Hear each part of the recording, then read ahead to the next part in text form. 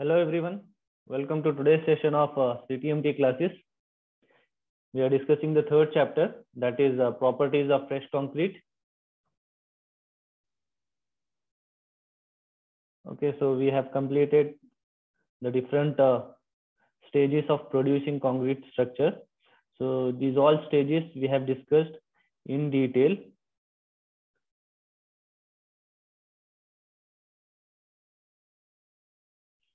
So from today's session, we will start the properties of fresh concrete, actual properties of fresh concrete.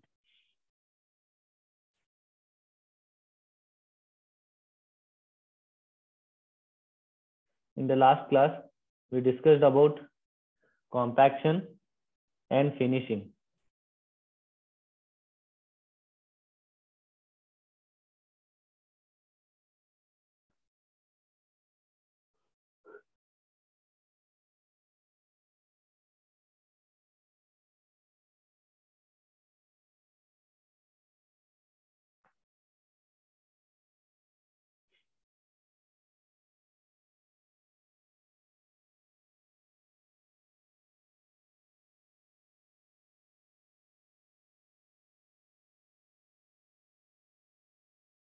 From here, we had discussed in the last class, that is compaction by pressure and jolting, then compaction by spinning. We also discussed about vibratory rollers, then precautions that we need to take care when we are doing the compaction. We discussed about curing of concrete also. Okay, so there are different methods of curing: water curing, membrane curing, application of heat, and other methods.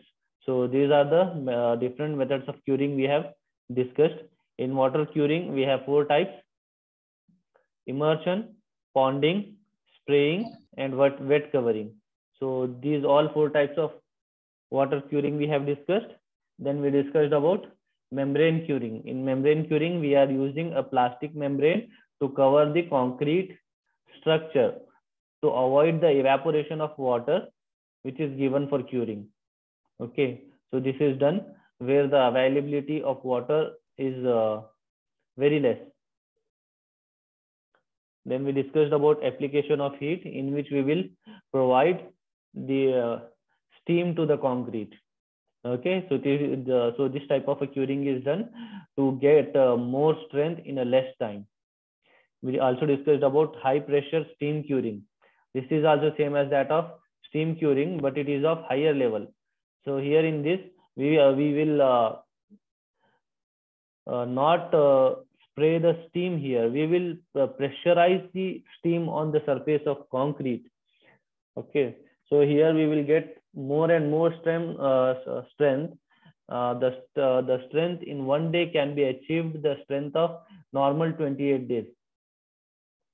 Okay, so to get a concrete structure ready in a very few time, in a very less time, we can use high pressure steam curing, and this type of a curings are done in the factory itself. We cannot do this on the site. We discussed about finishing of concrete, methods of finishing, formwork finish, surface treatment, and applied finishes. So these 3 types of finishing we have done. Our today's topic is properties of fresh and hardened concrete. Okay, the potential strength and durability of concrete of a given mix proportion is dependent on the degree of its compaction.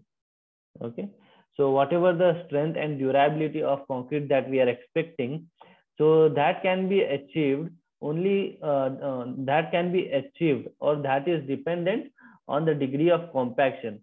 Though you have prepared a very high strength of concrete mix. Okay, the concrete mix that you have taken, the amount of cement, aggregates, or amount of water, fine aggregate, and any admixtures if you have used, any chemicals if you have used in the concrete to get more and more strength, and you have prepared a concrete mix. Okay, now you have to pour that concrete into its final position to make a concrete structure. Okay, So you have poured, okay, you have poured or you have put your concrete into its final position, but if you don't do the compaction properly, okay, if you don't do the compaction properly, what will happen? Your concrete will not reach it will not get the strength that you are expecting. If the strength is not there, then durability of the concrete also will not be there. Okay, so that's why the compaction is very important. Okay, you mustn't do the compaction, then only your concrete will be having a it will be, your concrete structure will be hard and it will be having a good durability, or it will be having more density. Okay, it is vital therefore that the consistency of the mix be such that the concrete can be transported, placed and finished sufficiently early enough to attain the expected strength and durability. Okay, so it is very important that the consistency of the mix, okay, the consistency of the concrete mix should be when you are transporting the concrete, when you are placing and when you finish the concrete, at that time your concrete should be consistent. Okay, so as early as possible after finishing the mixing of concrete, you have to place into its final position. Now let us discuss the properties of fresh concrete. Okay, so we will discuss the properties of fresh concrete first, then we'll go to the properties of hardened concrete. Okay.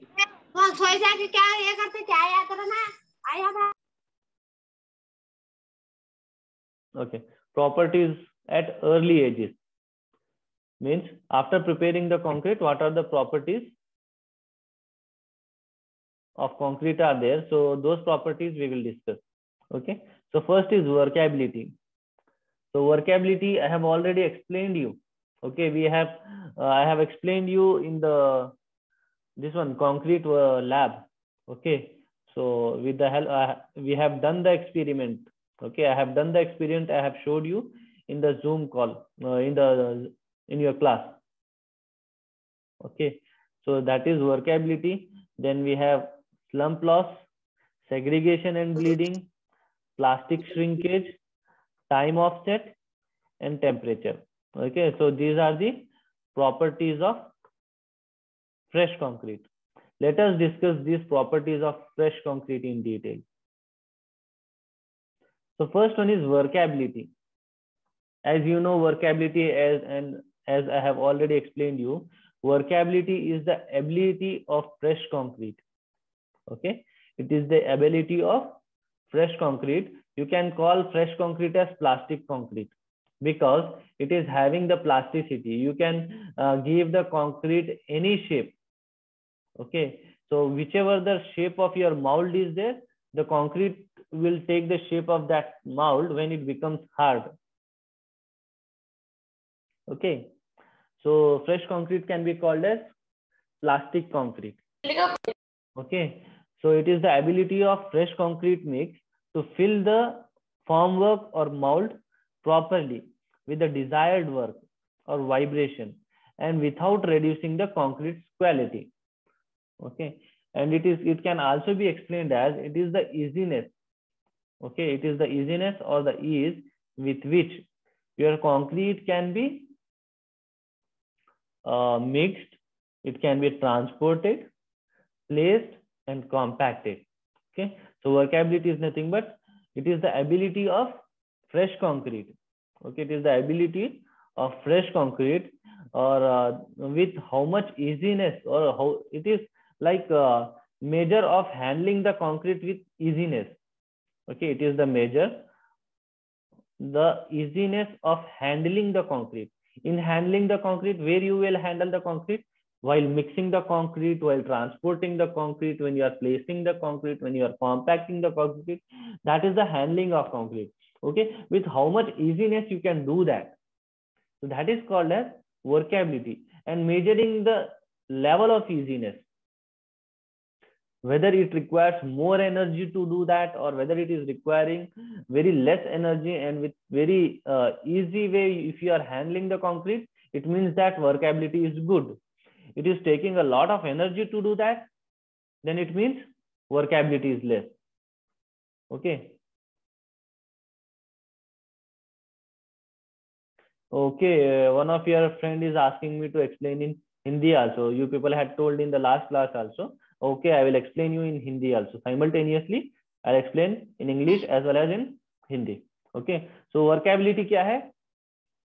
Workability क्या है? ये concrete की एक property है. Okay, it is one of the property of concrete. Okay, so workability को हम major करते हैं. Okay, so workability is nothing but it is the ability of concrete. okay, अगर हम कंक्रीट को कितना आसानी से उसको हैंडल कर सकते हैं. ठीक है, उसको हैंडल करने में क्या क्या आता है? कंक्रीट को मिक्स करना है, उसको एक जगह से दूसरे जगह लेकर जाना है. ओके, जहां पर तुमने कंक्रीट मिक्स किया है वहां से लेकर तुमको जहां पर कंक्रीट पोर करना है, जहां पे कंक्रीट को फाइनली प्लेस करना है, वहां तक कंक्रीट को ले जाना पड़ेगा. Right, so that is the transportation of concrete. Concrete को वहां पर लेके जाने के बाद वो कंक्रीट को उस फॉर्म वर्क में डालना पड़ता है. अगर वो कॉलम है तो कॉलम के अंदर वो कंक्रीट को डालना पड़ेगा, फ्रेश कंक्रीट को. ठीक है, so this is called as placing. Okay, concrete को फॉर्म वर्क में डालने के बाद उसको कॉम्पैक्ट करना पड़ता है, क्योंकि concrete will be having air voids. Okay, concrete के अंदर थोड़े एयर वॉइड्स होते हैं, उसको निकालना पड़ता है. Then only your concrete structure will be hard enough, otherwise it will become porous. Okay, concrete porous हो जाता है, उसके अंदर कुछ भी केमिकल्स वगैरह घुस सकते हैं उसके अंदर.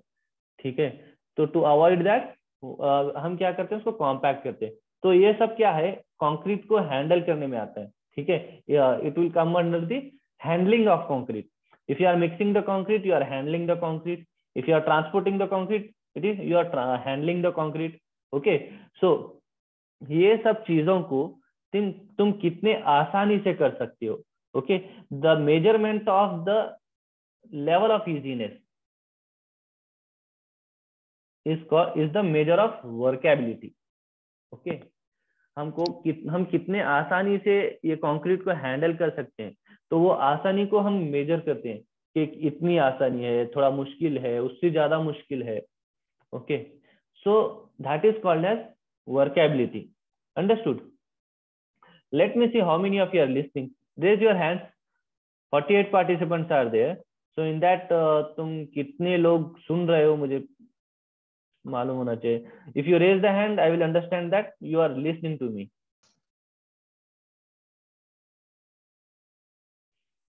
ओके, हाँ, good. If I ask you any question, okay, जब मैं एक्सप्लेन कर रहा हूँ, अगर कोई क्वेश्चन पूछता हूँ तो तुम अपना ऑडियो जो है अनम्यूट करके आंसर दे सकते हो. ओके, अगर कोई क्वेश्चन है तो भी पूछ सकते हो, या फिर चैट बॉक्स में, या अनम्यूट करके भी पूछ सकते हो. ठीक है, तो दिस इज वर्केबिलिटी. अब वर्केबिलिटी को मेजर करने के लिए क्या क्या टेस्ट हमारे पास है, कौन कौन सा टेस्ट हम कंक्रीट के ऊपर कर सकते हैं कंक्रीट की मेजर वर्केबिलिटी को मेजर करने के लिए. ठीक है, सो फर्स्ट टेस्ट जो है slump test. Okay, slump test हमने ऑलरेडी किया है कंक्रीट लैब में, मतलब मैंने करके दिखाया है. सेकेंड जो है कॉम्पैक्शन फैक्टर टेस्ट है. ये भी मैंने बोला था कि हम नेक्स्ट क्लास में कॉम्पैक्शन फैक्टर टेस्ट करेंगे. ठीक है, उसके बाद flow test, Kelly ball test and VB test. Okay, these are the different test which will be used to measure the workability of concrete. So as I have already explained you, मैंने already explain किया है slump test क्या है, इसको कैसे करते हैं, उसका प्रोसीजर क्या है, ये सब मैंने तुमको एक्सप्लेन किया है. ठीक है, so I don't think once again explanation की जरूरत है. तो फिर भी मैं आपको रफली एक्सप्लेन करता हूँ. ठीक है, पूरा पढ़ के नहीं, बट ऐसे ही इन जनरल वे, जनरली मैं एक्सप्लेन करता हूँ. ये कंक्रीट का स्लम्प कोन है. ठीक है, तुमने देखा है ऑलरेडी, ये कंक्रीट का स्लम्प कोन है. इसका top diameter 10 centimetre, bottom diameter 20 centimetre, and height कितनी होती है, 30 सेंटीमीटर होती है. ठीक है, तो पहले क्या करना है तुमको, ये कंक्रीट का जो कोन है, ये कंक्रीट के कोन को अंदर के सरफेस को तुमको ऑयल लगाना है. ओके, इनसाइड सरफेस जो है वो इनसाइड सरफेस को पूरा ऑयल लगाना है।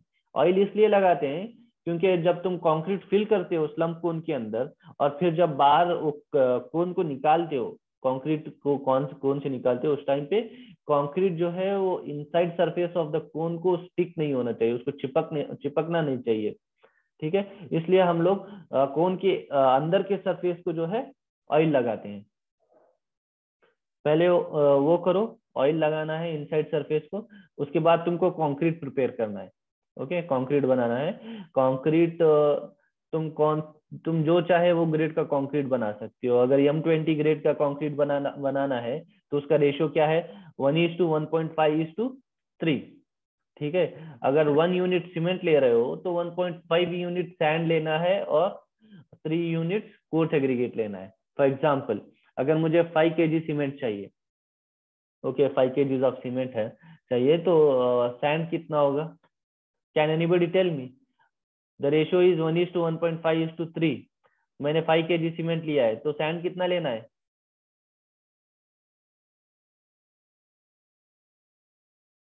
Answer me this question. Ratio कितना है? 1:1.5:3। Okay, unmute and tell me.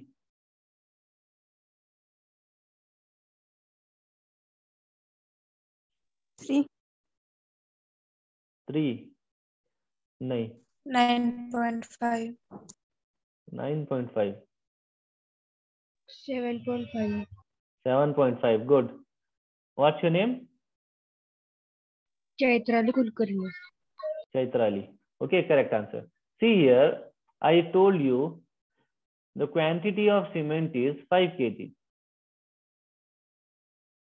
Quantity of cement is 5 kg. I'll type and explain you. So because it is very important, you should know it. तो ratio कितना है?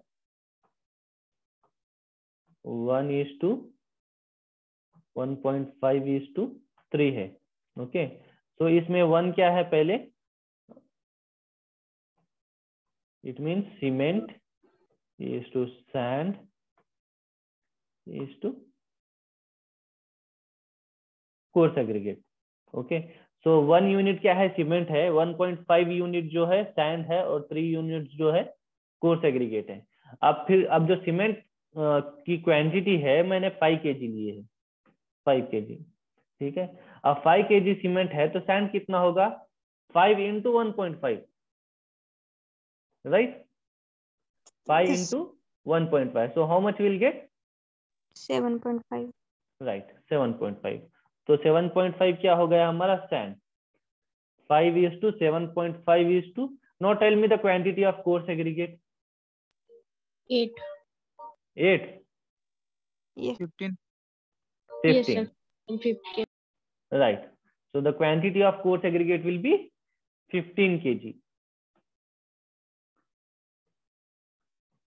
आप समझ में आ गया क्या? अगर हम 5 kg सीमेंट लेते हैं तो 7.5 kg सैंड लेना पड़ेगा, और 15 kg जो है कोर्स एग्रीगेट लेना पड़ेगा। क्यों? क्योंकि हमको ये क्वांटिटी जो है सीमेंट के साथ मल्टीप्लाई करनी पड़ेगी, क्योंकि 1 यूनिट सीमेंट है तो 1.5 यूनिट हमको सैंड और 3 यूनिट हमको कोर्स एग्रीगेट लेना है। अब हमने सीमेंट की क्वांटिटी 5 kg ली है, तो 5 into 1.5 हमारा सैंड है, 5 into 3 हमारा कोर्स एग्रीगेट है। ठीक है, अब ये हो गया cement, sand and coarse aggregate. अब पानी का कंटेंट कितना लेना है, वाटर कितना लेना है? अगर कंक्रीट बनाना है तो वाटर भी चाहिए। ठीक है, उसके लिए क्या करते हैं, हमको वाटर सीमेंट कितना है वो मालूम होना चाहिए। Water cement ratio, okay, what is water cement ratio? W is nothing but water divided by cement is equal to. अब वाटर सीमेंट की रेशियो कितना है, उसके ऊपर हमारी क्वांटिटी ऑफ वाटर आएगी। अब वाटर सीमेंट रेशियो सपोज हम ले रहे हैं 0.45। ठीक है, W divided by C is equal to 0.45। Okay, हमको सीमेंट का कंटेंट कितना है मालूम है, वाटर डिवाइडेड बाय सीमेंट कितना है 5 kg, right, equal to 0.45। Now tell me the amount of water content. W equal to कितना आएगा? 2.25. 2.25. 25.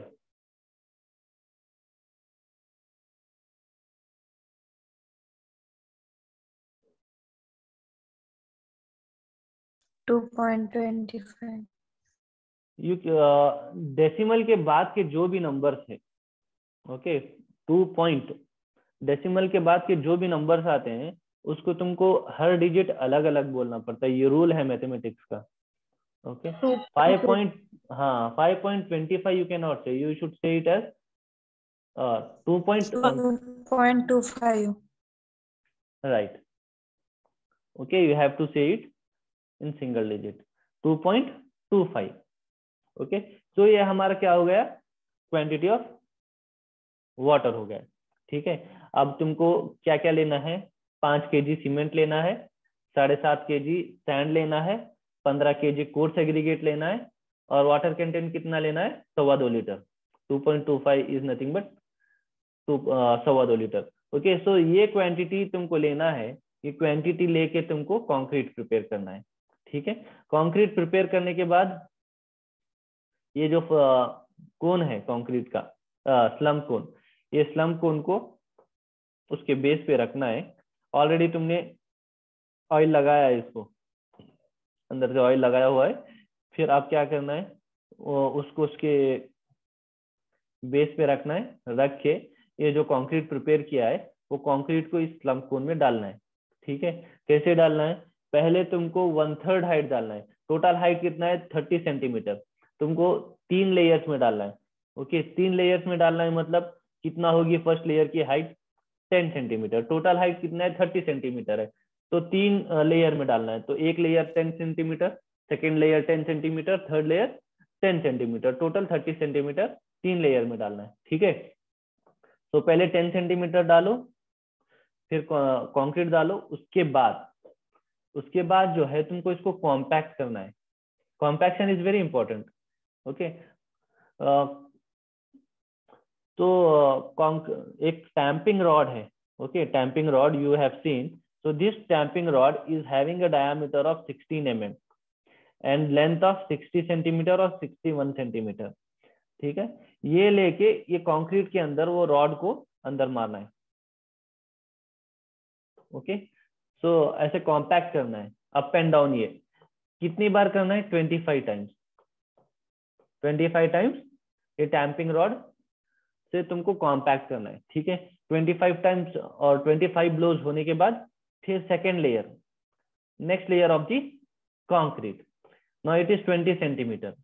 Okay, after putting the second layer, you have to compact it again with the help of tamping rod for 25 blows. Okay, so second layer होने के बाद third layer पूरा overfill करना है। ठीक है, ऐसे ऐसे ओवरफिल करना है। ओवरफिल करने के बाद फिर तुमको टैम्प करना है। Okay, with the help of tamping rod you have to compact it again for the 25 blows. ठीक है, ये जो ऊपर का कंक्रीट है वो सेटल हो जाएगा, अंदर उतरेगा, क्योंकि अंदर जो एयर गैप है वो कंक्रीट को ऊपर से दबाने के बाद नीचे चला जाएगा, कंक्रीट सेटल होगा, वो एयर वॉइड्स कम हो जाएंगे। ठीक है, पूरा भरने के बाद ये टॉप का जो सरफेस है उसको क्लीन करना है। ओके, लेवल करना है। ठीक है, अच्छे से लेवल करने के बाद ये कोन को तुमको ऊपर उठाना है। देखिए, देख रहे हो उधर फिगर में? ओके, यहाँ पे कंक्रीट भर दिया है हमने। भरने के बाद ये स्लम्प कोन को वर्टिकली ऊपर उठाना है। ठीक है, दोनों साइड इधर हैंडल होता है पकड़ने के लिए। ओके, यहाँ पे हैंडल होता है इधर और इधर, हैंडल पकड़ के सीधे वर्टिकली ऊपर उठाना है। उठाने के बाद your concrete will change it shape. Okay, वो उधर फैल जाएगा या फिर थोड़ा ये एक साइड का गिर जाएगा, वो जो भी है तुमको ऑब्जर्व करना है। तो यहाँ पर हो गया प्रोसीजर। अब इसके बाद क्या करना है? ठीक है, अब वो जो तुम्हारा कंक्रीट फैला है, इसके बाद ये स्लम्प कोन को उसके साइड में उल्टा रखना है। ओके, इधर साइड में ऐसे। तो इतनी हाइट है ये स्लम्प कोन की, ये स्लम्प कोन को उसके बाजू रखना है ऐसे।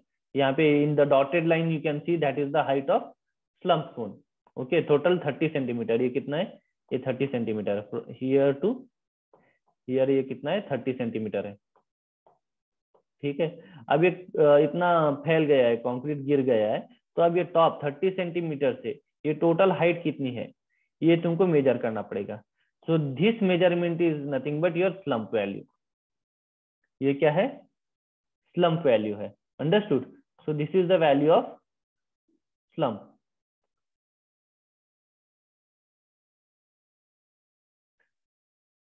अभी कुछ डाउट है क्या इसमें? No no. सर। ओके, अब ये जो तुम्हारा स्लम्प सेटल हो गया है, गिर गया है ना, अब उसके अंदर भी 3 टाइप आते हैं। वो कैसे कौन ऊपर उठाने के बाद वो कंक्रीट कैसे सेटल हुआ है, उसके भी 3 टाइप हैं। The slumped concrete takes various shapes and according to the profile of slumped concrete the slump is termed as collapse slump, shear slump and true slump. Okay, अब वो कैसे सेटल हुआ है कंक्रीट, उसके 3 शेप हैं। उसमें से कौन सा शेप हमारा आया है वो देखना है। फर्स्ट टाइप कौन सा है? कोलैप्स स्लम्प है। In collapse slump collapse slump the concrete collapses completely. Okay, concrete जो है पूरा कोलैप्स हो जाता है, उसको कोलैप्स स्लम्प बोलते हैं। Collapse slump will generally mean that the mix is too wet और that it is high workability mix for which slump test is not appropriate. Okay, अगर वो स्लम्प कोन को ऊपर उठाने के बाद पूरा अगर तुम्हारा कंक्रीट पूरा फैल रहा है, चारों तरफ से ऐसे फैल रहा है, तो it means that your concrete mix is too wet. It means water content is more in that. Okay, water content is more, पानी का कंटेंट ज्यादा है। और ये वर्केबिलिटी क्या है? हाई वर्केबिलिटी है। Okay, remember if your concrete is too wet it means that workability is high. तो ये कंक्रीट को हैंडल करने के लिए बहुत इजी होता है। पानी का कंटेंट अगर ज्यादा है तो तब जब तुम कंक्रीट को मिक्स कर रहे हो, ओके, जब कंक्रीट को मिक्स करते हो उस टाइम पे मिक्सिंग क्या है? इजी हो जाती है। पानी का कंटेंट इजी है तो तुमको ज्यादा एनर्जी नहीं लगती मिक्स करने के टाइम पे। If you are hand mixing, okay, if you are mixing your concrete by hand, so it will not take much more energy to mix your concrete if the water content is more. Okay, easily you can mix the concrete. Okay, easily you can transport the concrete, place the concrete, and compaction is also easy. Okay, compaction is also easy. If suppose water content बहुत कम है, पूरा dry concrete है, उस time पे तुमको बहुत ताकत लगेगी कंक्रीट को मिक्स करने के लिए। ओके, अगर कंक्रीट ड्राई है, वाटर कंटेंट बहुत कम है, उस टाइम पे बहुत ज्यादा एनर्जी लगेगी कंक्रीट को मिक्स करने के लिए। ठीक है, जब तुम कॉम्पैक्शन करते हो, if you are doing hand rodding और टैंपिंग और anything, machine is there, okay, but I am telling energy will be required more for compaction also. Okay, so जितना पानी का कंटेंट ज्यादा है उतनी वर्केबिलिटी, मतलब हैंडल करने के लिए कंक्रीट इजी हो जाएगा। सेकेंड टाइप क्या है? शेयर स्लम्प है। अब ये कोलैप्स स्लम्प में क्या हुआ, पूरा पूरा कंक्रीट जो है फैल जाएगा। It is too wet, water content ज्यादा है, जो चारों तरफ से ऐसे फैलने लगेगा स्लम्प कोन को उठाने के बाद। शेयर स्लम्प क्या है? In a shear slump the top portion of the concrete shears off and slips sideways, or if one half of the cone slides down an inclined plane. Okay, an inclined plane, the slump is said to be shear slump. If a shear or collapse slump is achieved, a fresh slump should be taken and tested, and the test is repeated. अब shear slump में क्या होता है? Concrete का जो कोन है, concrete को निकालने के बाद, ओके, कंक्रीट के कोन को उठाने के बाद वो जो अंदर का कंक्रीट है वो एक साइड से गिरेगा। ओके, एक साइड का गिर जाएगा और एक साइड ऐसे ही खड़ा रहेगा। उसको क्या बोलते हैं? शेयर स्लम्प बोलते हैं। अगर इस टाइप का तुम्हारा आ रहा है तो फिर से तुमको कंक्रीट रिपीट करना पड़ेगा। ठीक है, और ट्रू स्लम्प क्या है? If concrete subside evenly it is called as true slump. Okay, concrete जो है चारों तरफ से सबसाइड इजीली, मतलब इक्वली और इवनली सबसाइड हो रहा है। ओके, उसकी हाइट कम हो रही है स्लम्प की कंक्रीट के कोन को उठाने के बाद, बट उतना कोलैप्स भी नहीं हो रहा है। ठीक है, फर्स्ट जो टाइप है जिसमें कंक्रीट पूरा वाटर कंटेंट ज्यादा है, वो ऐसा भी नहीं हो रहा है, और चारों तरफ से इवनली सबसाइड हो रहा है, तो that is called as true slump. Okay, here you can see the figure of all three types. First one is collapse. In collapse, you can see your concrete is from all the sides it is flowing. Shear slump में एक side का concrete गिर जाएगा. True slump में क्या है, इधर all side से ये क्या है, इवनली फैल रहा है. ओके, और हाइट इतनी कम हो गई. This is the slump value. In all the sides you can see this is the slump value. Understood? This is the test to measure the workability of concrete, slump cone test. अभी इसमें कोई doubt है तो तुम पूछ सकते हो.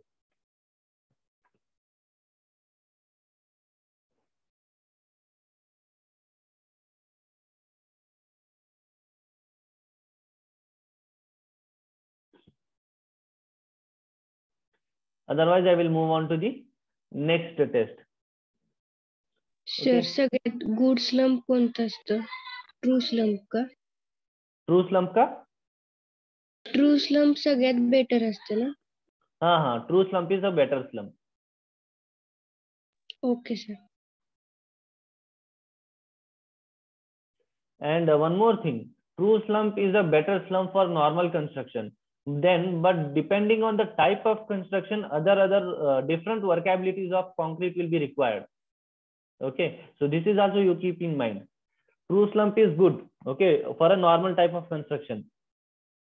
But in some cases, like where your reinforcement in the concrete structure is very high, okay, it is a very densely packed with the reinforcement or with the steel. So at that time you need a concrete which is having high workability, okay, concrete which is having collapse slump. So in that condition, that type of workability will be required, so that the concrete should flow easily. Okay, for a normal construction, true slump is required, but depending on the different types of construction, like in some special cases, different type of workability will be required. Collapse slump also will be required in some cases. Okay, is that clear? Yes sir. Okay. Next test is compaction factor test. Compacting, yes. Sir वर्कॅबिलिटीचं काय असतं? Increase असलेलं चांगलं असतं का decrease? नहीं, question समझ में नहीं आया. Can you please speak in Hindi और English?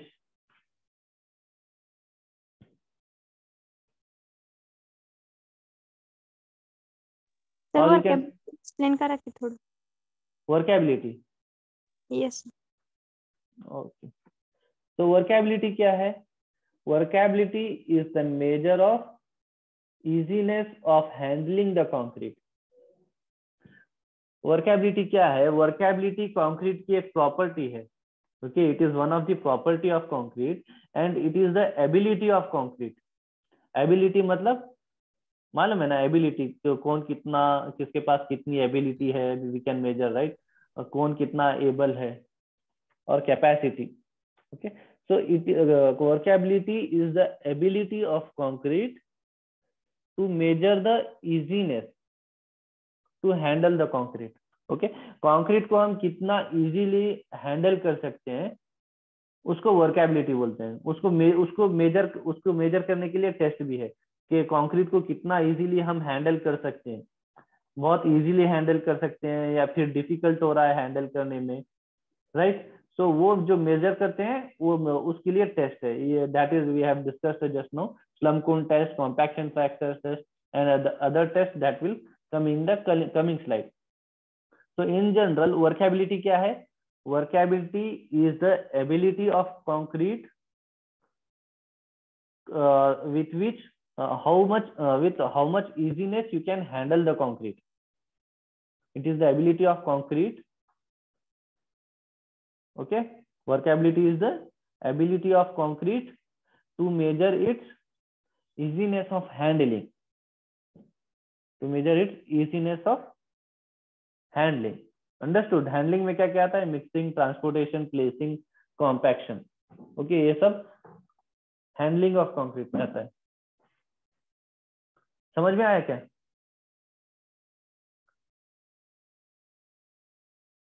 Yes, sir. Okay, so next test is compaction factor test. Okay, compacting factor test developed at Road Research Laboratory, UK, is more precise and sensitive than the slump test. It is primarily designed for laboratory, but can also be used in the field. Okay, compaction factor test is also to measure the workability of concrete. ठीक है, अभी ये जो test है इसको road research laboratory ने introduce किया है। उन्होंने ये टेस्ट को बताया कि हम ऐसे टेस्ट करके कंक्रीट के वर्केबिलिटी को मेजर कर सकते हैं यूके में। ठीक है, और ये जो टेस्ट है compaction factor test is more precise and more accurate than the slump cone test. Slump cone test से भी ज्यादा अच्छा रिजल्ट कॉम्पैक्शन फैक्टर टेस्ट में मिलता है। और यूजुअली ये जो कॉम्पैक्शन फैक्टर टेस्ट है it is done in the laboratory, okay, in the concrete labs, but you can do it in the at the site also, but the difficulty is that you need to take the apparatus there. Apparatus is a little heavy, so that you need to carry to the site if you want to do the test of workability at the construction site. Otherwise it will be fixed in the lab. You can do the test in the concrete labs. It is particularly useful for concrete mixes of very low workability, as are normally used when concrete is to be compacted by vibration. Such concrete may constantly fail to slump. Okay, so यहाँ पे कौन सा concrete test करते हैं हम? जिसकी workability बहुत कम है। ओके, अगर वर्केबिलिटी जब कंक्रीट की बहुत कम है, अगर वो कंक्रीट तुम स्लम्प कोन में यूज करोगे, okay, if you use the same concrete which you should test in the compaction factor test. okay, compaction factor test में जो कंक्रीट तुमको टेस्ट करना है, अगर वो कंक्रीट को तुम स्लम्प कोन टेस्ट में यूज करने के लिए ट्राई करोगे तो क्या होगा? यहाँ पे कॉम्पैक्शन फैक्टर टेस्ट में हम कौन सा कंक्रीट मेजर करते हैं? जिसकी वर्केबिलिटी कम है। ठीक है, अब वर्केबिलिटी कम है मतलब वो कंक्रीट थोड़ा ड्राई है और उसके अंदर वाटर कंटेंट कम है। अगर वो कंक्रीट जाके तुम स्लम्प कोन में डालोगे 3 लेयर में उसको वाइब्रेट करके, जब तुम वो स्लम्प कोन उठाओगे, okay, when you lift it, so at that time your concrete will take the shape of cone. तुम्हारा कंक्रीट कोलैप्स भी नहीं होगा, शियर भी नहीं होगा और ट्रू स्लम्प भी नहीं आएगा। Your concrete will completely take the shape of cone. Okay, जैसा कोन था वैसा ही उसका शेप रहेगा, वो शेप चेंज नहीं होगा उसका। ठीक है, अगर वैसा आ रहा है तो you can not measure that concrete in slump cone because it is not giving you any value. Your slump value will be 0 there, right? So such concrete you can not measure in the slump cone. Okay, so for such concrete you should go for compaction factor test. Okay, for the normal range of concrete the compacting factor lies between 0.8 to 0.92. okay, so when you do the compaction factor test you will get the value of compaction factor. अगर normal range का concrete है तो value कितनी होनी चाहिए? 0.8 to 0.92 होनी चाहिए। ठीक है, after the test you will get the compaction factor value. Next, so this is little introduction regarding compaction factor test. Okay, now what are the apparatus required to do the test? First is trowel, then we need hand scoop, then rod of steel or other suitable material. Okay, you can use the tamping rod also here. Tamping rod having 1.6 centimeter diameter, that is 16 mm, or 61 centimeter long, and you need weighing balance to measure the weight of concrete. Okay, so these are the apparatus required. Okay, you can see this is called as trowel. So at the site, what you call for this? Does anybody knows the name of this trowel in your language at the construction site? What name they will use for the trowel? Thapi. Right. It is called as thapi. Okay. In English and in technical terms, we call it as trowel. Okay. So one more apparatus is there for mixing the concrete. What you call for that? To mix the concrete. What? Please tell it once again. Shovel. Shovel. Okay, that shovel is right. What you call in your normal language?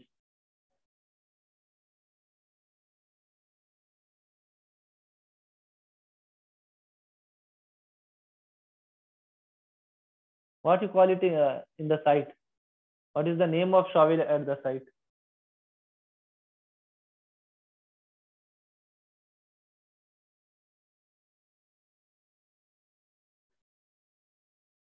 Please tell so that everybody should understand what is that apparatus.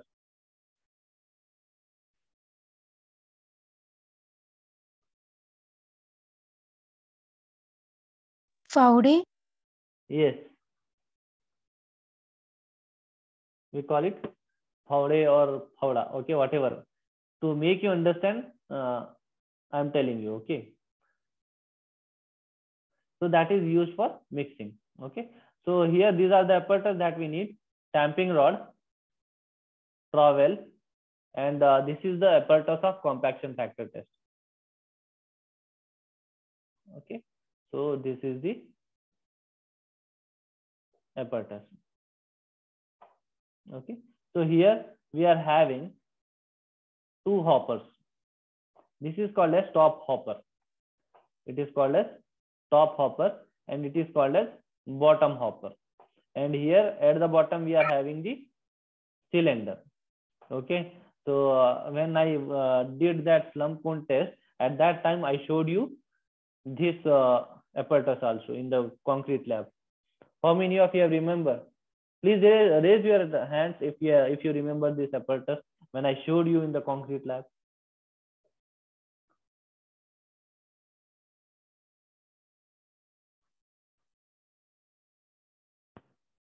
Good.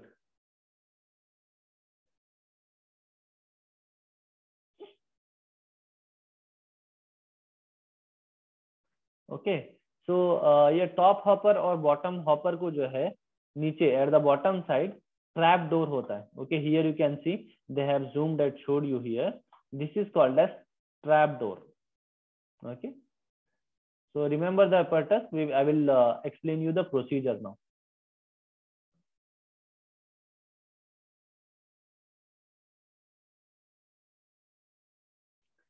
Ensure the apparatus and associate equipment are clean before test and free from hardened concrete and superfluous water. Okay. So experiment को और test को start करने से पहले तुमको पूरे जो test के apparatus हैं उनको चेक करना है whether they are clean or not. Okay. क्या होता है यूजुअली पहले जिसने भी वो कंक्रीट के apparatus को यूज किया है वो लोग धो के नहीं रखते, ऐसे ही रख के जाते हैं. जो भी कंक्रीट पहले बनाया था, जो भी कंक्रीट यूज किया था उसको धोया नहीं तो फिर वो कंक्रीट उसी को स्टिक हो जाएगा और वहीं पे हार्ड हो जाएगा. ठीक है. So it should not happen. So you should see that your concrete apparatus should be clean before the use. Weigh the bottom cylinder to nearest 10 gram. Put it back on the stand and cover it up with the pair of floats.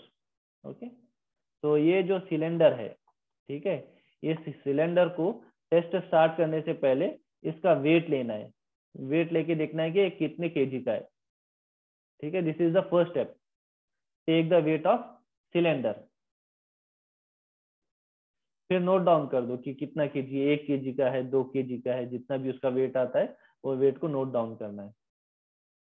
Then gently fill the upper hopper with sampled concrete to the level of the rim with use of scoop. Okay. उसके बाद क्या करना है, पहले तुमने cylinder का wait लिया. Cylinder का वेट लेने के बाद क्या करना है, ये जो तुम्हारा टॉप हॉपर है, ये टॉप हॉपर में कंक्रीट भरना है. ठीक है, टिल यहाँ तक टॉप तक पूरा कंक्रीट भरना है। कंक्रीट भर के ये जो ट्रॉवेल है ट्रॉवेल से लेवल करना है। ठीक है, पहले तुमको कंक्रीट प्रिपेयर करना पड़ेगा। ठीक है, कंक्रीट प्रिपेयर करने के लिए जो भी मटेरियल लगता है, जैसे हमने कंक्रीट को प्रिपेयर किया स्लम्प कोन टेस्ट में, वैसे ही यहाँ पर भी कंक्रीट को प्रिपेयर करना है। कंक्रीट प्रिपेयर करके वो कंक्रीट को यहाँ पे फर्स्ट टॉप हॉपर में डालना है। ठीक है, फर्स्ट स्टेप क्या था, सिलेंडर का वेट। सेकेंड स्टेप क्या है, कंक्रीट को टॉप हॉपर में डालना है और उसका टॉप सरफेस लेवल करना है। Now gently fill the upper hopper with slumped concrete to level the, okay ये हो गया। Immediately open the trap door of the upper hopper and allow the sampled concrete to fall into the middle hopper. Okay, उसके बाद क्या है, after putting the concrete into the top hopper and leveling this top surface, next step is to open the trap door. Okay, next step is to open this trap door. ये trap door को open करना है। trap door को open करने के बाद क्या होगा, whatever the quantity of concrete is there in the top hopper, it will fall into the bottom hopper. And one more thing you remember here, top hopper का size bottom hopper से बड़ा है। ठीक है, top hopper का जो size है bottom hopper से बड़ा है, तो क्या होगा, ये पूरा फुल हो जाएगा ऐसे। ओके, ऐसे फुल हो जाएगा। तो और कुछ ज्यादा है तो इधर इधर गिर जाएगा, इधर साइड से, दोनों साइड से गिर जाएगा, क्योंकि बॉटम हॉपर का साइज टॉप हॉपर से कम है। ठीक है, टॉप हॉपर में कंक्रीट ज्यादा है, वो फॉल होके बॉटम हॉपर में गिरेगा, पूरा बॉटम हॉपर फुल होके साइड से भी कंक्रीट गिर जाएगा। ओके, इसके बाद क्या करना है, remove the surplus concrete off the top and bottom, okay wait, remove the surplus concrete above the top of the bottom cylinder by holding a float in each hand and move towards each other to cut off the concrete across the top of the cylinder. Okay, क्या करना है, अभी bottom cylinder, bottom hopper में तुम्हारा concrete आ गया। अब ये concrete जो बॉटम हॉपर में, उसके बाद ये ट्रैप डोर भी ओपन करना है। यहाँ का जो बॉटम हॉपर का ट्रैप डोर है वो भी ओपन करना है। वो ओपन करने के बाद क्या होगा, your concrete will fall into the cylinder. Okay, वो कंक्रीट सिलेंडर में गिरने के बाद ये सिलेंडर को ऐसे टॉप तक आएगा। तो फिर ये टॉप सरफेस तुमको लेवल करना है। टॉप सरफेस लेवल करने के बाद जब कंक्रीट नीचे गिरेगा तो इधर ऊपर साइड भी इसको कुछ कंक्रीट लगा होता है ना, तो वो भी कंक्रीट को क्लीन करना है। ठीक है, now you are having the concrete in the cylinder. Okay, cylinder के आजू बाजू दो ये होते हैं होल। ओके, वहां पे ये सिलेंडर को फिक्स करना होता है। वहां से तुम कंक्रीट वो सिलेंडर को उठा भी सकते हो या और उसके ऊपर बिठा भी सकते हो। उसके ऊपर ही बिठाना है। अगर उसके ऊपर बिठाएंगे तो करेक्ट एग्जैक्टली जो बॉटम हॉपर का ट्रैप डोर है ना, उसके लेवल में रहेगा नीचे। जो भी बॉटम हॉपर के ट्रैप डोर से कंक्रीट गिरेगा वो डायरेक्टली सिलेंडर में जाएगा। ओके, ऐसे तुमको नीचे रखना है।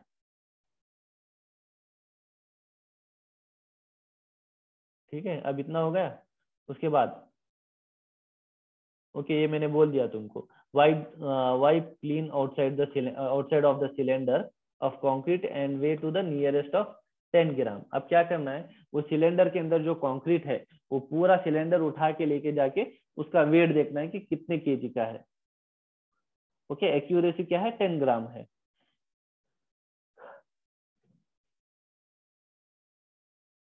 Subtract the weight of empty cylinder from the weight of cylinder plus concrete to obtain the weight of partially compacted concrete. Okay, starting में हमने empty weight of the cylinder लिया था, right.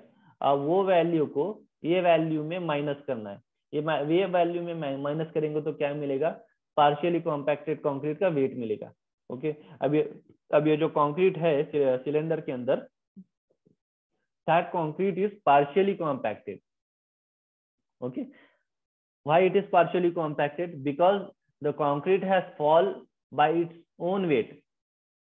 Okay, concrete has fall from top hopper to bottom hopper, from bottom hopper to cylinder.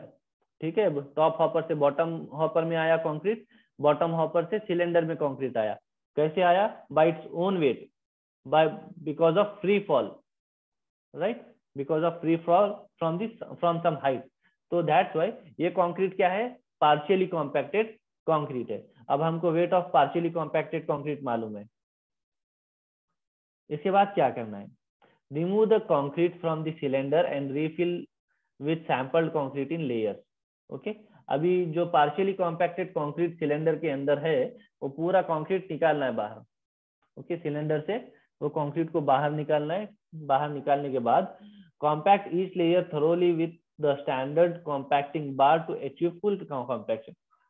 Concrete बाहर निकाल के फिर उसके अंदर कंक्रीट डालना है। कैसे डालना है?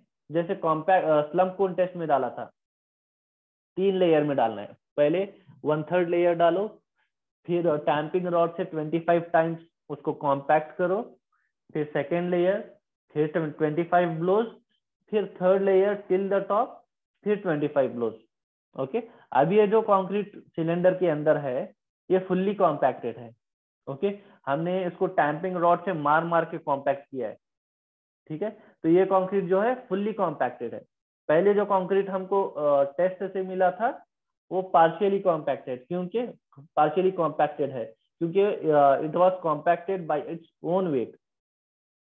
ओके, यहाँ पर हम इसको मार मार के कंक्रीट को दबा रहे हैं नीचे। ठीक है, ये फुल्ली कॉम्पैक्टेड है। Weigh the cylinder to nearest 10 gram and subtract the weight of empty cylinder from the weight of cylinder plus concrete to obtain the weight of fully compacted concrete। अब जो उसके बाद क्या करना है? पूरा कॉम्पैक्ट करके अंदर कंक्रीट भरने के बाद सिलेंडर में फिर उसको वेट देखना है कि फुल्ली कॉम्पैक्टेड कंक्रीट का वेट कितना है।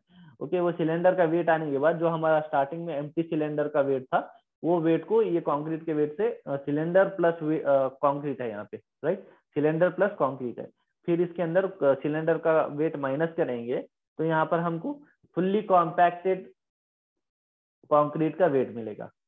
ठीक है, फुल्ली कॉम्पैक्टेड कंक्रीट का वेट मिलेगा। पहले क्या मिला था? पार्शियली कॉम्पैक्टेड कंक्रीट का वेट मिला था। अभी क्या मिला है? फुल्ली कॉम्पैक्टेड कंक्रीट का वेट मिला है। ठीक है,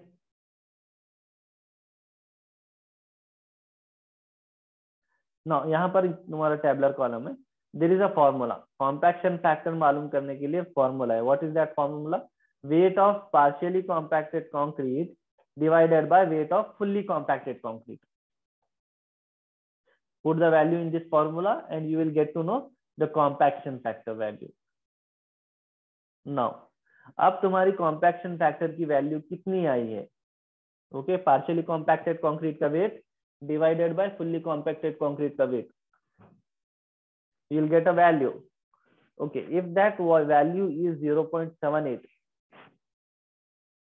okay, if the value is 0.78 or 0.78 to 0.85, it means you are having a slump value of 0 to 25 and it is very low slump. It is very low slump and this type of concrete is used for roads and pavements. If your value is, okay, if your value is 0.85, then the slump value is 25 to 50. And it is used, it is called as low workability, and this type of a concrete is used for foundation of the concrete. Okay, for foundation concrete. If suppose your compaction factor value is 0.92, it means the slump value is 25 to 100 and it is having a medium workability. Okay, it is a medium workability. Medium workability is nothing but your true slump. And it is used for reinforced concrete. If the compaction factor value is 0.95, it means the slump is 100 to 175 and workability is very high, and this type of a concrete is used for reinforced concrete which is having high reinforcement. Okay, because here we need the concrete which can flow on its own. That's why we need high workability. So this type of a concrete, if you do on slump cone test, your concrete will completely collapse. Okay, first type. But for this type of concrete, which is having low workability and very low workability, these concretes you cannot measure in slump cone, because your cone will take the shape of your concrete will take the shape of cone. Okay, that's why this type of a concrete cannot be measured. This type of a concrete's workability we cannot measure in the slump cone. That's why we have to go for compaction factor test. Here we can measure the workability even your concrete is having little less workability, for low workability and very low workability. Is it clear?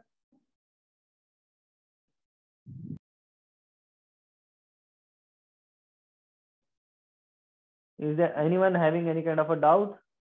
No, sir. Okay. Our next test is VB test. So this test is also used to measure the workability of concrete. Okay, so whatever I am teaching you here is much more than what is there in your syllabus.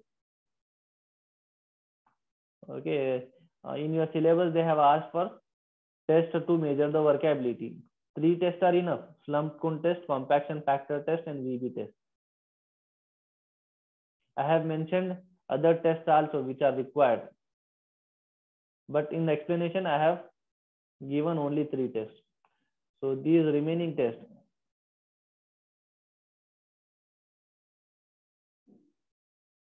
Kelly ball test and flow test, these are not required. Just for your knowledge purpose, I have mentioned here.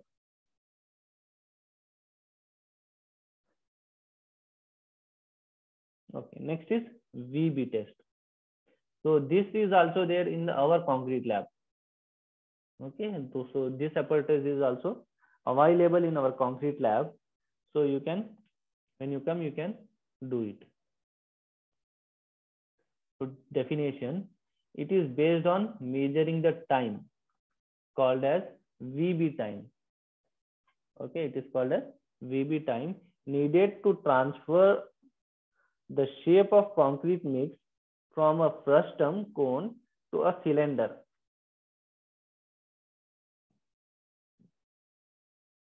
These shapes are standardized by the apparatus of this test by vibrating the compacting mix, by vibrating and compacting the mix. The more VB time needed, the less workability the mix is. This method is very useful for stiff mixes. Okay, so क्या है VB test क्या है? It is also used to measure the workability of concrete. Okay, यहाँ पे कौन से type का concrete use करते हैं जिसका workability बहुत कम है. If your concrete is having very less workability, then to know what is the level of its workability, we will do either compaction factor test or VB test. Okay, so the type of concrete which is having very less workability, for that type of a concrete also compaction factor test will be little difficult, but we can do it in the VB test. Okay, यहाँ पर क्या होता है, your concrete will be in a frustum cone. Okay, it will be in a frustum cone. If you put that concrete in the cone, then your concrete will take the shape of cone. Okay, your concrete will not fall down. It that much less workability it is having. ठीक है, वो frustum कोन को हम cylinder में रखते हैं, फिर बाद में वो कोन के शेप से बाद में लेवल शेप में आने के लिए कितना टाइम लगता है उसको VB टाइम बोलते हैं. Okay, so that we will see in the procedure.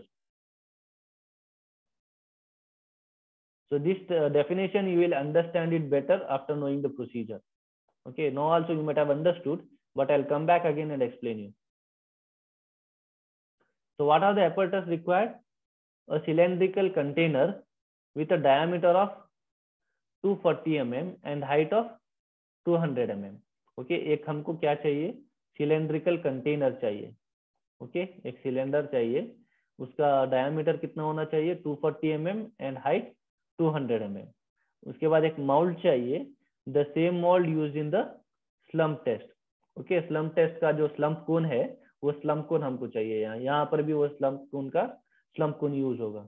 ठीक है, उसके बाद क्या? एक डिस्क चाहिए, a transparent horizontal disc attached to a rod which slides vertically. Okay, एक डिस्क चाहिए, ये हम फिगर में देखेंगे। फिर क्या चाहिए, एक vibrating table which is having a size of 380 by 260 mm supported by 4 rubber shock absorber. Okay, absorber, shock absorber. Okay, so 4 वो टेबल को 4 शॉक एब्जॉर्बर चाहिए, जैसे बाइक का शॉक एब्जॉर्बर होता है ना वैसा। उसके बाद क्या चाहिए, टैंपिंग रॉड और stop watch. Stop watch is used to measure the time. Okay, so these are the apparatus required. क्या क्या चाहिए, एक सिलेंड्रिकल कंटेनर चाहिए, एक स्लम्प कोन का माउल्ट चाहिए, फिर एक disc, vibrating table, tamping rod, stop watch. ठीक है, इतने चीजें चाहिए हमको ये टेस्ट करने के लिए। Okay, you can see the figure here. You are having a vibrating table. This is your vibrating table. These are the 4 shock absorbers on all 4 sides. This is your cylindrical container. Here inside the cylindrical container you can see there is a slump cone. Okay, so this is a disc. Okay, this is a disc.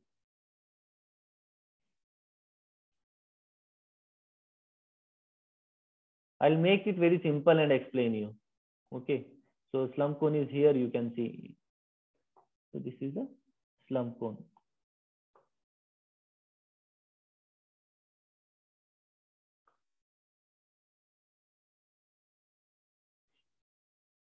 I'll make it very simple and explain you.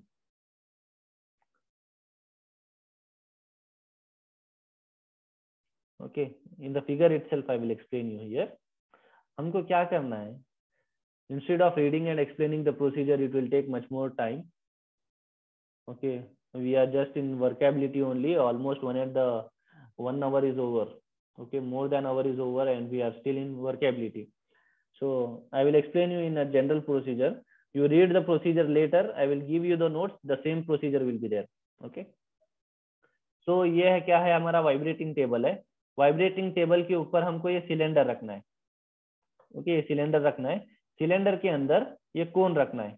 ठीक है, यहाँ पे cone है, you can see this is a cone, you have to keep the cone and here यहाँ पे swivel arm होता है। ठीक है, ये स्वाइवल आर्म है, ये स्वाइवल आर्म को ये टॉप में फनेल है। ओके, फनेल क्यों है, क्योंकि फनेल के अंदर से कंक्रीट डालना है हमको। फनेल में कंक्रीट डालेंगे तो वो स्लम्प कोन के अंदर जाएगा। ठीक है, फनेल है और साइड में यहाँ पर एक डिस्क है। ओके, ये डिस्क का काम क्या है, I will tell you when time comes. Okay, ठीक है, first vibrating table. Vibrating table के ऊपर तुमको वो सिलेंडर रखना है, सिलेंड्रिकल कंटेनर। सिलेंड्रिकल कंटेनर का साइज कितना है, 200 बाई 350 mm, 200 बाई 350 mm। ठीक है, और उसको ये सिलेंडर को तुमको अटैच करना है। ठीक है, ये फिक्स होना चाहिए। You can see here it is fixed on the vibrating table. उसको फिक्स करने के बाद अंदर स्लम्प कोन रखो। स्लम्प कोन के ऊपर ये फनेल स्लम्प कोन का फनेल है, उसके ऊपर रखना है। क्योंकि you can see this is the funnel of slump cone. वो स्लम्प कोन के ऊपर वो फनेल रखना है, क्योंकि यहाँ से तुम कंक्रीट डालोगे तो वो स्लम्प कोन के अंदर जाएगा। ठीक है, उसके बाद ये डिस्क है और ये स्वाइवल आर्म है, मीन्स ये रोटेट होता है। ओके, ये इधर ऐसे रोटेट कर सकते हैं। नाउ अब क्या करना है तुमको, जो तुमने कंक्रीट प्रिपेयर किया है वो कंक्रीट को क्या है, यहाँ फनेल में डालना है। ठीक है, वो स्लम्प कोन के अंदर आएगा। ओके, फिर स्लम्प कोन में कैसे डालना है, पहले 10 सेंटीमीटर फर्स्ट लेयर डालो, फिर 25 ब्लोस कॉम्पैक्ट करो, फिर सेकेंड लेयर डालो, फिर कॉम्पैक्ट करो, फिर पूरा टॉप तक कंक्रीट डालो, थर्ड लेयर, फिर अच्छे से पूरा कॉम्पैक्ट करना है। ठीक है, पूरा अच्छे से कॉम्पैक्ट करना है। कॉम्पैक्ट करने के बाद क्या करना है, ये जो स्वाइवल आर्म है वो रोटेट होता है। ठीक है, वो रोटेट करेंगे तो क्या होगा, ये जो फनेल है, फनेल हट जाएगा। Okay, on this axis it will rotate. Okay, this is the axis here, on this axis it will rotate. ठीक है, अब वो फनेल हट जाएगा वहां से ऊपर से। फिर क्या करना है, स्लम्प कोन को तुमको उठाना है। ठीक है, वो स्लम्प कोन जो है वो स्लम्प कोन को उठाना है। स्लम्प कोन को उठाने के बाद क्या होगा, तुम्हारा कंक्रीट जो है वो स्लम्प कोन का टेस्ट लेगा। शेप लेगा। स्लम्प कोन का जो शेप है, conical shape, your concrete will take the shape of your slump cone. Okay, वो अब वो स्लाइड नहीं होगा, कंक्रीट स्लाइड नहीं होगा, कोलैप्स नहीं होगा, ट्रू स्लम्प नहीं आएगा, because the workability of concrete is very less. it is very hard concrete, now it will take the shape of that cone. Okay, अब क्या करना है, ये जो स्वाइवल आर्म है इसको फिर रोटेट करना है। ये स्वाइवल आर्म को ये फनेल भी अटैच है और ये डिस्क भी अटैच है, ठीक है। और ये disc you can see here, okay, from here you can make it up and down. Okay, वो ये डिस्क को you can make it up and down, right. अब ये स्लम्प कोन को, ओके, ये डिस्क को कहाँ लाना है, इसको रोटेट करके, स्वाइवल आर्म को रोटेट करके, ये जो स्लम्प कोन का कंक्रीट खड़ा है, ओके, ये जो स्लम्प कोन का कंक्रीट खड़ा है ना, यहाँ पे लेकर को यहाँ पे लाकर वो डिस्क को कंक्रीट के ऊपर रखना है, ठीक है। अब उसको ये जो नट है उसको लूज करना है पूरा, ठीक है, उसको लूज करना है। वो लूज करेंगे तो वो अप एंड डाउन होगा डिस्क। ये डिस्क जो है ग्लास का है, ठीक है, it is a glass, it is a glass sheet. Glass sheet क्यों, glass sheet is a transparent one, okay, it is a transparent. एक साइड से दूसरे साइड हम ग्लास के देख सकते हैं, राइट। अब वो ग्लास को लाके ये स्लम्प कोन का जो कंक्रीट है वो कंक्रीट के ऊपर रखना है, ठीक है। उसके बाद ये जो वाइब्रेटिंग टेबल है, ठीक है, ये वाइब्रेटिंग टेबल को स्टार्ट करना है। वाइब्रेटिंग टेबल को स्टार्ट करने के बाद क्या होगा, वो जो कंक्रीट का स्लम्प कोन है वो it will start to fall down, वो गिरना स्टार्ट करेगा, क्योंकि नीचे से टेबल हल रहा है, पूरा वाइब्रेट हो रहा है, तो फिर वो कंक्रीट जो है ना गिरना स्टार्ट होगा। जो जैसे ही गिरना स्टार्ट होगा ये डिस्क क्या करेगा, वो भी उसके साथ नीचे नीचे चला जाएगा, क्योंकि हमने यहाँ पे पूरा नट लूज किया है इसका, राइट, हमने लूज किया है। जैसे ही कंक्रीट सेटल होगा नीचे, वो भी सेटल होता चला जाएगा।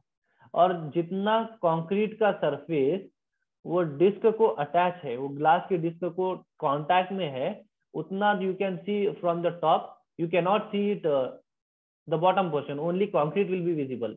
Okay, transparent, it will not look like transparent because glass is in contact with the concrete, ठीक है। जब concrete पूरा settle हो जाएगा नीचे, what it will do, it will take the shape of cylinder, क्योंकि concrete is inside the cylinder, okay, your concrete will take the shape of cylinder. At that time the disc which is there, okay, disc है ना, disc भी आके पूरा concrete के ऊपर settle हो जाएगा।